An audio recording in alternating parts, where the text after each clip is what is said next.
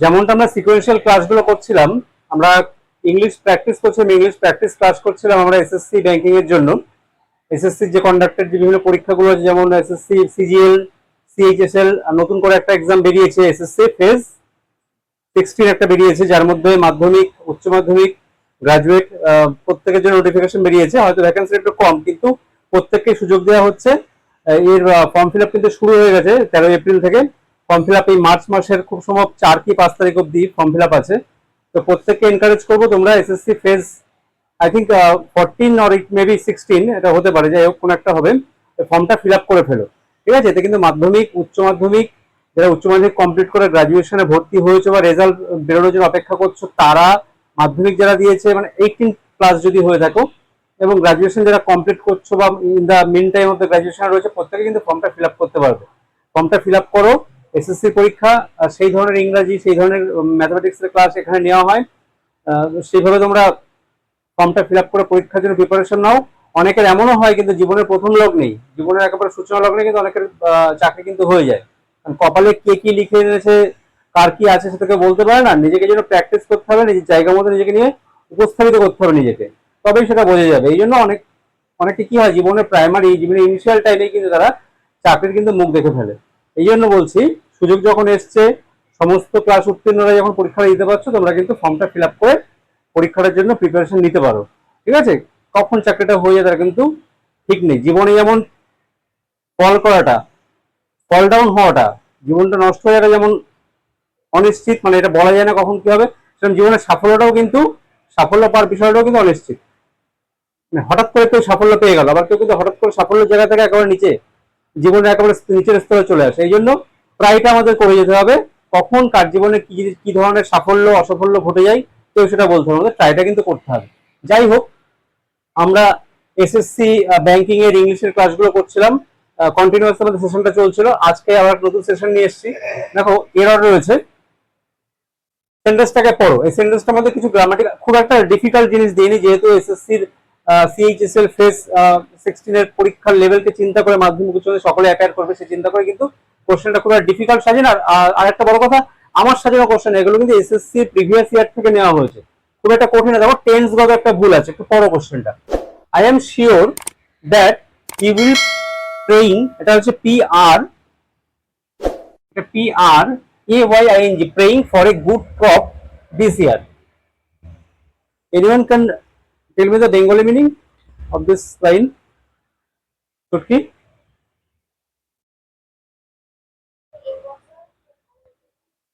ভালো রেজাল্ট করবে?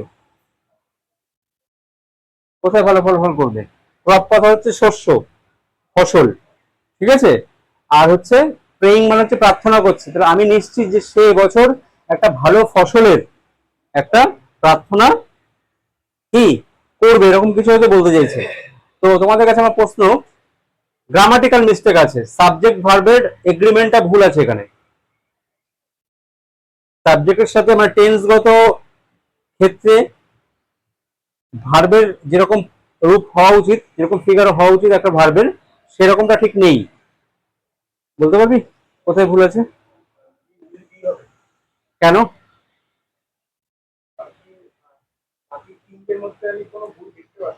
দেখো, আই এম শিওর, আমি নিশ্চিত যে, এই কথাটা তো ঠিক আছে, আই এম শিওর প্রেজেন্ট টেন্সে বলছে, কিন্তু কি সে প্রে করবে সামনের বছরের, মানে মানে মানে প্রেটা তো আজকে করছে না, মানে এই বছরে যাতে ভালো ফসল হয় তার জন্য প্রে করবে বা প্রে করছে বা করতে থাকবে, এরকম।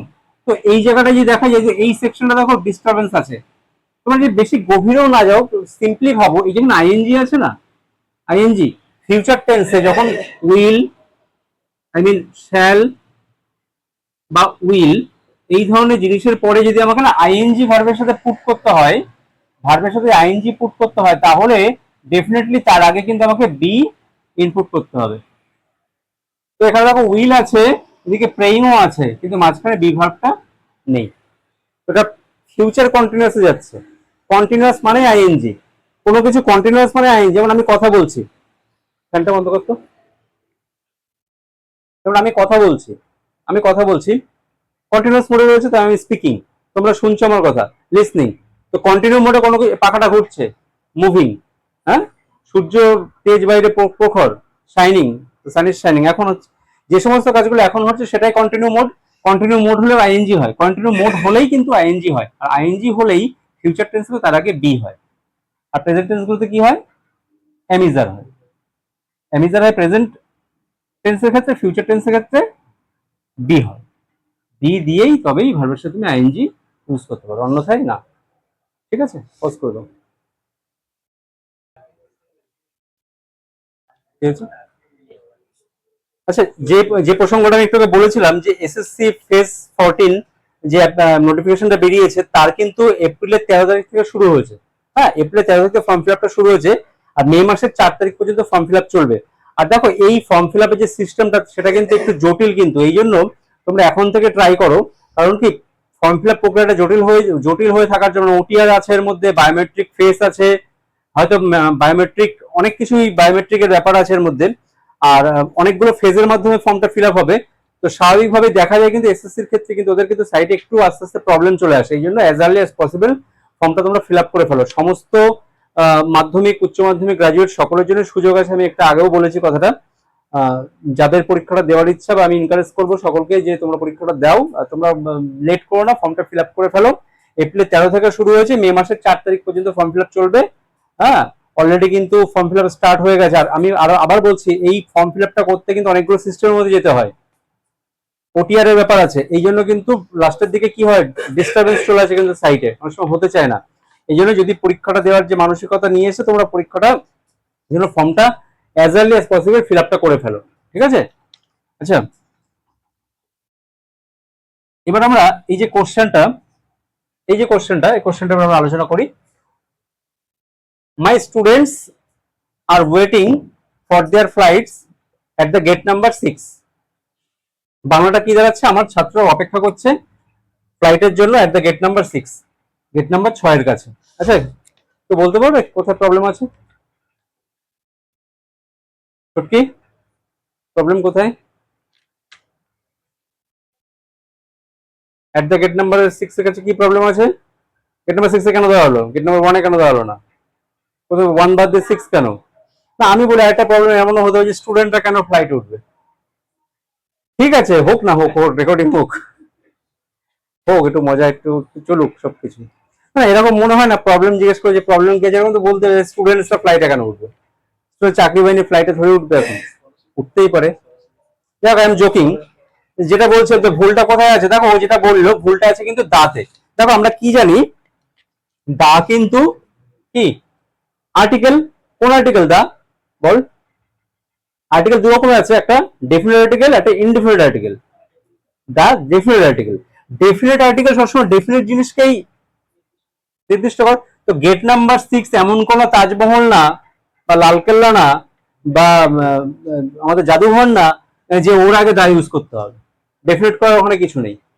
গেট নাম্বার 6 আজকে এদিকে আছে, ও কালকে প্রয়োজন মনে হলে কেউ গেট নাম্বার 2 দিয়ে ঢুকতে পারে, তাই তো? ডেফিনেট কি জিনিস না, এই জন্য ডেফিনেট আর্টিকেল এখানে ইউজ করাটা তাদের ঠিক হয়নি, এই সেকশনটাতে ভুল আছে। Okay, pause the video. Okay, stop. এই কোশ্চেনটা ফলো করো। কোশ্চেনটা কি আছে, I am very much obliged of my friend for the help he render to me. তার মানে আমি খুবই কি, এখানে অবলাইজড এখানে কৃতজ্ঞ বলতে পারো আমার বন্ধুর কাছে, কিসের জন্য, ফর দ্য হেল্প, সেই সাহায্যটির জন্য, হি রেন্ডার টু মি, যেটা সে আমাকে, যে সাহায্যটা সে আমাকে প্রদান করেছিল, যে পরিষেবাটা বা যে সহযোগিতা সে আমাকে দিয়েছিল, তাই তো? তাহলে এবার যদি আমরা একটা ভুল খুঁজি, প্রবলেমটা কোথায় আছে, কোথায় আছে ভুলটা, এররটা কোথায় আছে? কি হচ্ছে, শরীর খারাপ লাগছে? বলো, এররটা কোথায় আছে?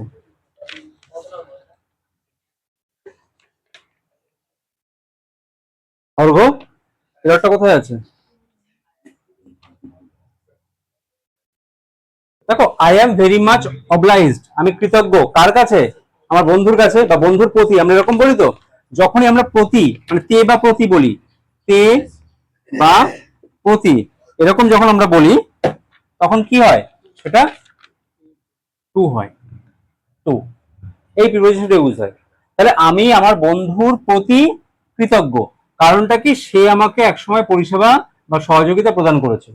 তাহলে আমি আমার বন্ধুর প্রতি, এই যে বন্ধু, বন্ধুটার প্রতি আমি কৃতজ্ঞ। তো এই জন্য এই অফটা এখানে ইনঅ্যাপ্রোপ্রিয়েট। সেই জায়গাটায় কি ঢুকবে, সেই জায়গাটা ঢুকবে টু, টি ও টু, এটা হবে রাইট। অফটা র, র যেমন যদি এরকম হতো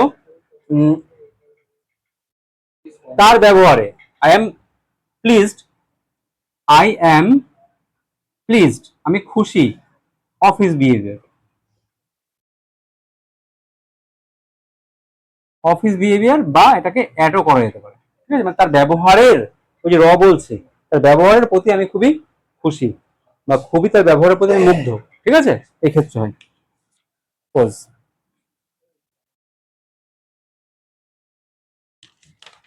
এই কোশ্চেনটি ফলো করো।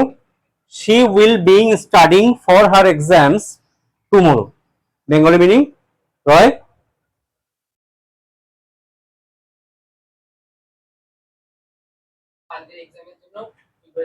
সে তার আগামীকাল এক্সামের জন্য প্রিপারেশন, এটাই অ্যাকচুয়ালি বলতে চাইছে, কিন্তু অ্যাপ্রোপ্রিয়েটলি বলেছে কি, সেটা ভুলটা কোথায় আছে।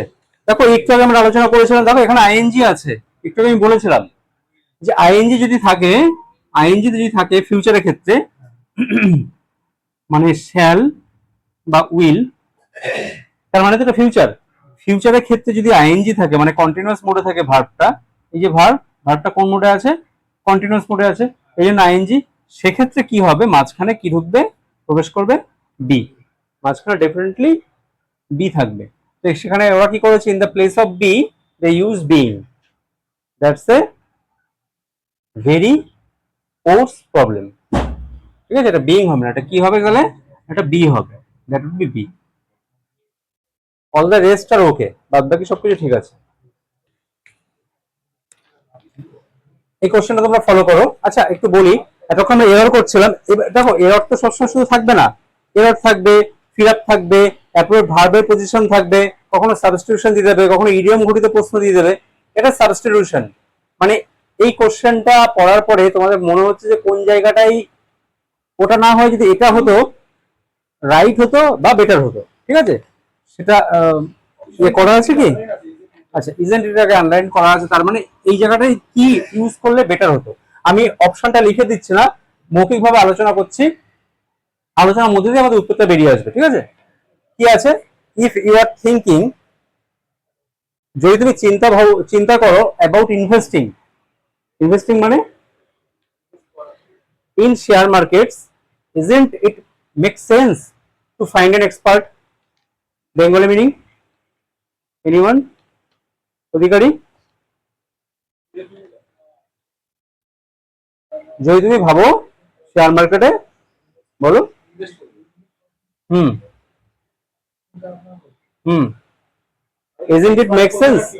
হ্যাঁ, তাহলে সেই শেয়ার মার্কেটে টাকাটা ইনভেস্ট করার জন্য তোমার কি কোনো এক্সপার্টের সাথে, এক্সপার্টকে খোঁজা বা তার সাথে কনসালটেশন আসাটা কি জরুরি নয়, এটাই বলতে চাইছে। এবার বলো এখানে কোথায় গ্রামাটিক্যাল এরর আছে, কেউ বলতে পারবে? ইজেন্ট টিকতে যায়, এখান থেকে একজন বলছে যে ইজেন্ট, সরি,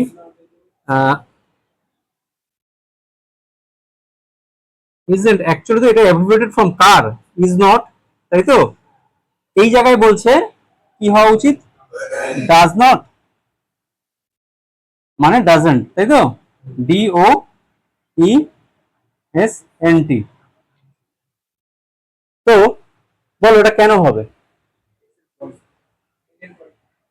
ও আচ্ছা আচ্ছা একটু ভুল হয়েছে, স্পেলিংটা বল, ডি ও,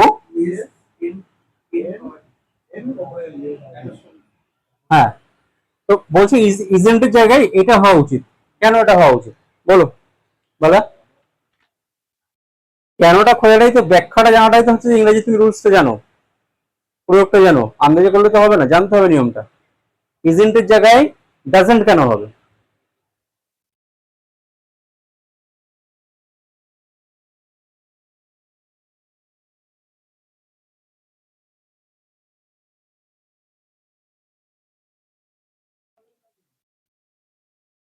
দেখো, হ্যাঁ প্রশ্নবোধক বাক্য তৈরি হলে যে সবসময় যে ডাজেন্ট আসবে এরকম কোনো কথা না, কিন্তু এখানে ডাজেন্ট আসবে এই জন্য কারণ এই সেন্টেন্সটার মধ্যে কোনো অক্সিলারি ভার্ব নেই। যদি থাকতো তাহলে তো এটাকে তুমি সামনে আনতে পারতে, নেই কিন্তু আছে, ডাইরেক্ট অ্যাকশন ভার্ব রয়েছে। কোনটা? টু ফাইন্ড, এটা একটা। মেক সেন্স, এটা একটা। এটাকে এই একটা ভার্ব, ফাইন্ড একটা ভার্ব। অ্যাকচুয়ালি কিন্তু এই সেন্টেন্সের মধ্যে অক্সিলারি ভার্ব নেই। যেমন এখানে যদি আমি লিখি, মুছে দিলাম, এখানে যদি আমি লিখি হি ইজ এ টিচার, তার মানে কি? সে হয় একজন শিক্ষক। এটাকে যদি প্রশ্নবোধক করি, সে কি একজন শিক্ষক? তাহলে ইজ হি এ টিচার। তার মানে দেখো সেন্টেন্সের মধ্যে অলরেডি একটা অক্সিলারি ভার্ব ছিল, প্রশ্নবোধক বাক্য বানানো যায়, এটাকে আমরা সামনে নিয়ে চলে এসেছি, হয়ে গেল। কিন্তু যদি সে কোনো সেন্টেন্সে অক্সিলারি ভার্ব না থাকে, যেমন হি ড্রউজ ভেরি ওয়েল, তার মানে কি? সে আঁকে খুব সুন্দর। এটাকে বললাম প্রশ্নবোধক বাক্য তৈরি করতে, এটাকে বললাম প্রশ্নবোধক বাক্য বানাতে। তাহলে কি কি হয় বাংলায়? সে কি খুব সুন্দর আঁকে, তাই তো? তাহলে এখানে কি আছে? এখানে যেমন ইজ ছিল, এই সেন্টেন্সে কি ইজ আছে? তারপরে এই সেন্টেন্সে কোনো অক্সিলারি ভার্ব নেই, কিন্তু কি ভার্ব তো আছে। কি ভার্ব আছে? অ্যাকশন ভার্ব রয়েছে, ড্রউজ। তো সামনে কাকে আনবো? যখন অক্সিলারি ভার্ব সেন্টেন্সে না থাকবে, তখন সেই সেন্টেন্সটাকে প্রশ্নবোধক বাক্যে কনভার্ট করার জন্য ডু ভার্বের ধার নিতে হয়, ডু ভার্বের সাহায্য আমাদেরকে নিতে হবে। So we need the help of do verb. So we have to put a do verb before the sentence. তো এখানটা ডু হবে না, ডাজ হবে। কেন হবে? কারণ দেখো এখানটাতে এস আছে। তো এখানটা তো ওরকমই ব্যাপার যায়, এখানটাতেও কিন্তু ওই আজকে যদি সেন্টেন্সটা এভাবে না লিখতো, তাহলে কিন্তু এটা মেক্স হতো। প্রশ্ন তো করেছে বলে কিন্তু নেক্সটটা নেই। তো মেক্স যেহেতু হতো, এই জন্য ডাজ। এখানে যদি এস যেহেতু আছে, এই জন্য ডু হবে না, কি হবে? ডাজ। Does he. এবার দেখো, আর কিন্তু আমি ড্রউজ লিখবো না, এস দেবো না, ডাজ চলে এসছে তো, সিম্পল ড্রটাই লিখলাম। ওখানেও তাই করেছিল, মানে ওখানে ব্যাপারটা তাই করেছে, ওরকম একটা প্রশ্ন বাক্য হয়ে গেছে, মানে এখান থেকে এস উড়িয়ে দিয়েছে। অ্যাকচুয়ালি এখানেও কিন্তু এস হতো, এই জন্য ডাজ বলা হচ্ছে। এই এস এর জন্য আমার ডাজ আসলো, তারপরে আর এসটা আসবে না, শুধু ড্র থাকবে। Draw very well. In the gist আবার বলি, এখানে এস ছিল, প্রশ্নের বাক্য তৈরি করার জন্য ইসটা সামনে এসছে। এই সেন্টেন্সে কোনো ইজ নেই, এই জন্য সামনে আসবে না। প্রশ্নের বাক্য কত কাউকে তো সামনে দিতে হবে, ডাইরেক্ট অ্যাকশন ভার্বকে সামনে দেওয়া যায় না। এই কথা আমি আগের দিন বলেছিলাম, অ্যাকশন ভার্বে একটা ওয়েট আছে, অ্যাকশন ভার্বে একটা গ্র্যাভিটি আছে, ওকে এরকম টানা হিস্সা করা যায় না। ও ওয়েট নিয়ে বসে থাকে সবসময়। ওই অ্যামিজার এগুলো ছোট ছোট ভাব, হ্যাজার এগুলো ছোট ছোট ভাব, ওদের একটু কম আছে, ওদের মধ্যে একটু ওয়েট ভাবটা কম। ওকে যেখানে ইচ্ছে সেখানে তুমি টেনে নিয়ে চলে যাও, ও কাজ করে দেবে তোমার জন্য। এই অ্যাকশন ভাবটা টানা যায় না। এই জন্য এই সমস্ত ক্ষেত্রে কি হয়? ডু ভার্বের মধ্যে সাহায্য নিতে হয়। আর এই এস এর জন্য দুটা হয়ে গেল কি? ডাজ। তারপরে যা আছে তাই লিখবো, শুধু এসটা থাকবে না, অনলি ভার্বটা বসবে। এসটা কেন থাকবে না? কারণ এসটার জন্য তো ইয়েস হয়েছে এখানে। বোঝা গেল না? রিপিট করার দরকার আছে? বোঝা গেল তো? ঠিক আছে, স্টপ।